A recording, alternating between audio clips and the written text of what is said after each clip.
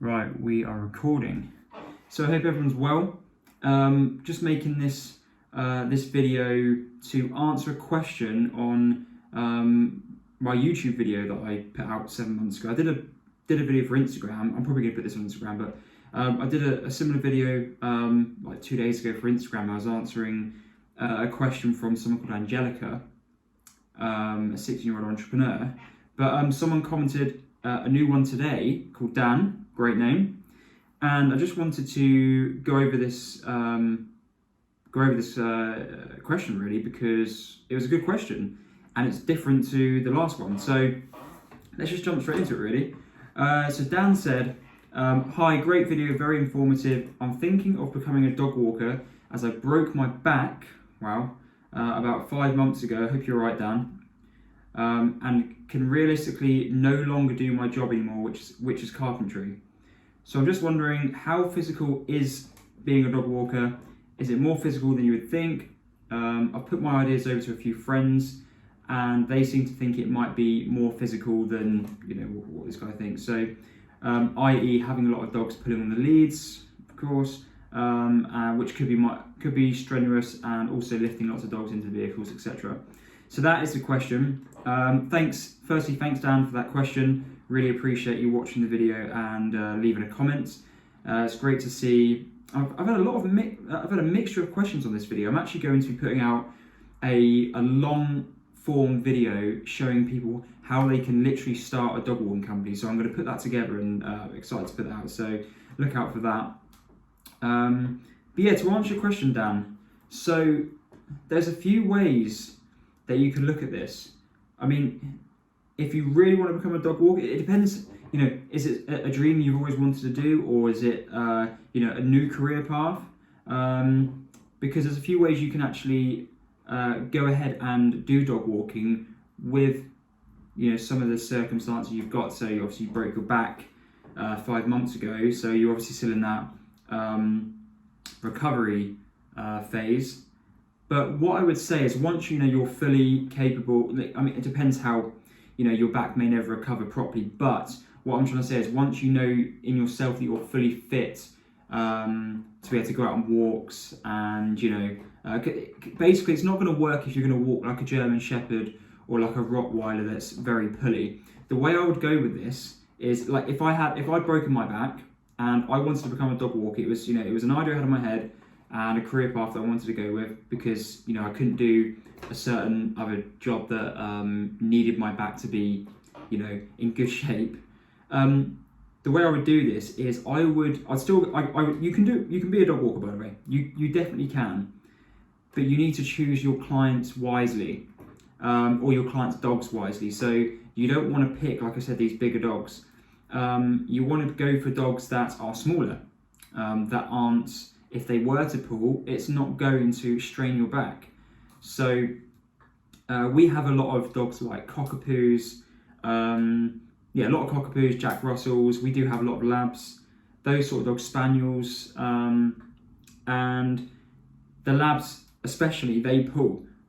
But again, this isn't saying that you don't have to go for bigger dogs. Let me just move my leg like that. You don't have to choose dogs that are only small, because you do get some dogs who are small, which can pull. So, like with majority of our dogs, we can let them off the lead.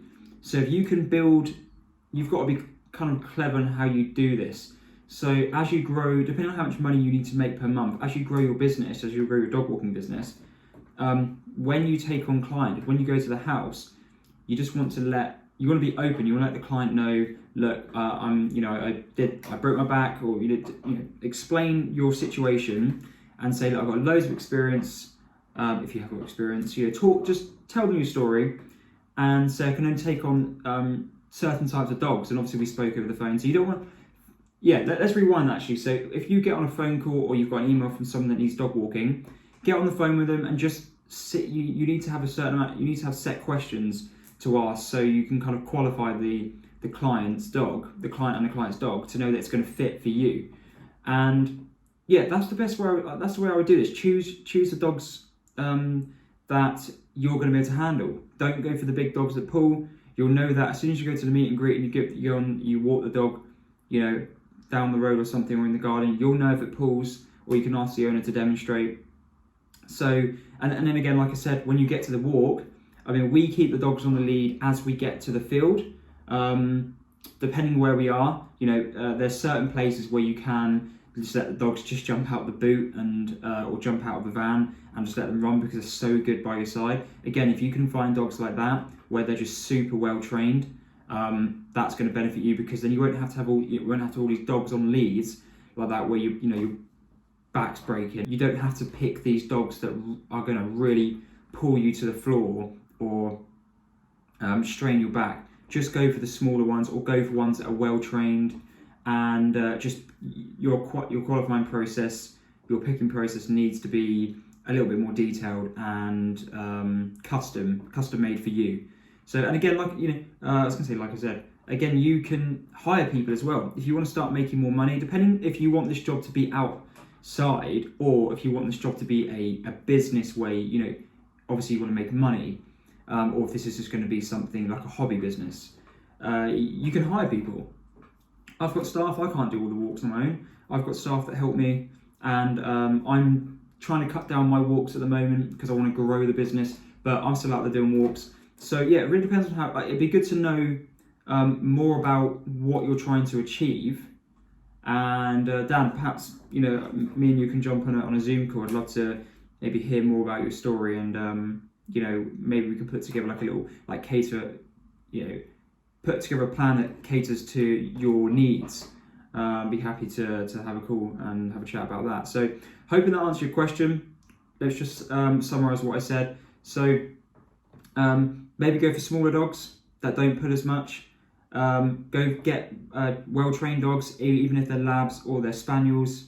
And like I said, ones that you could just let jump out the boot. Actually, to answer your question about lifting dogs into the vehicle, we barely lift any dogs into the vehicles. We've got one dog called Ryder. She's a Marama sheepdog, 50 kg dog. I don't want to be lifting her up. We've got steps, and I'll chuck a picture in this. Maybe I'll chuck a picture on this video of some dog steps that you can just have in your car or in your van. That just let the dog walk up into the van of the car. You've got to cater it for your needs. Don't make it difficult for yourself. So just anything where it's going to strain your back, adjust to it. So like I just said, use some steps to get bigger dogs into the van. We don't lift any dogs in the van. Actually, I don't recommend you do lift dogs. Let's say the bigger ones anyway. From my experience, when I've done this previously, not necessarily in dog walking, but I used to be a dog warden. I lifted a collie into a van and it tried to bite my head off.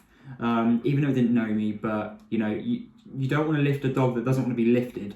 The small little ones, like today I had one of the dogs called Bruce, little Jackapoo, like this big, tiny little thing, and he's as light as a feather. He doesn't really like jumping in the cars.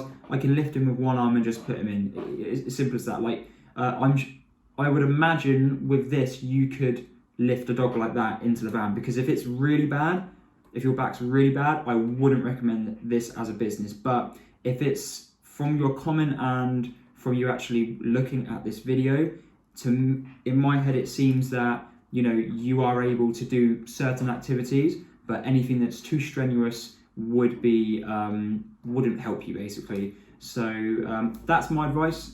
Hope this helped. And like I said, I'm going to be putting up this new video on how to start a dog walking company, like a proper video, step by step. Hopefully quite soon. So look out for that. And I'll see you in my next video.